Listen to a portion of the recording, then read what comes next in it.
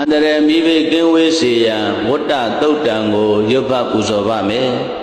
။ဝရိတံဘောရိတံပါရိနိဗ္ဗတံဝတ္တဇာတိယံယတတိစေနတာဝက်ကိမဟာတတ္တံဝိဝဇယိထေရတံသာရိဗုဒ္ဓတံလောကနာထေနပါတိတံကပ္ပထာယေမဟာတေဇံပရိတံတံဗနာမဟေအတ္တိလောကေသီလဂုဏောသစ္ဆံသောစေယနုဒ္ဒယဒေနာသစ္စေနာကာဟာမိသစ္စာကရိယမုဒ္ဓမံ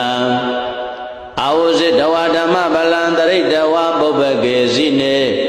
သစ္စာဗလမဝတ္တာယသစ္စာကရိယာမကတာတန္တိဘဂအပါဒနာတန္တိပါဒာအဝေစနာမာတာပိတာဇာနေခန္ဓာဇာတဝေရပဋိကမသာသစ္စေကတိမရှံမာပစ္စလိတောတိကိဝိဇေတိသောလတ္တဂရိတာနိဥဒကံပတ္တဝါယထာတိကိသစ္စေနာမေတမောနတ္တိဧတမေသစ္စာပါရမီ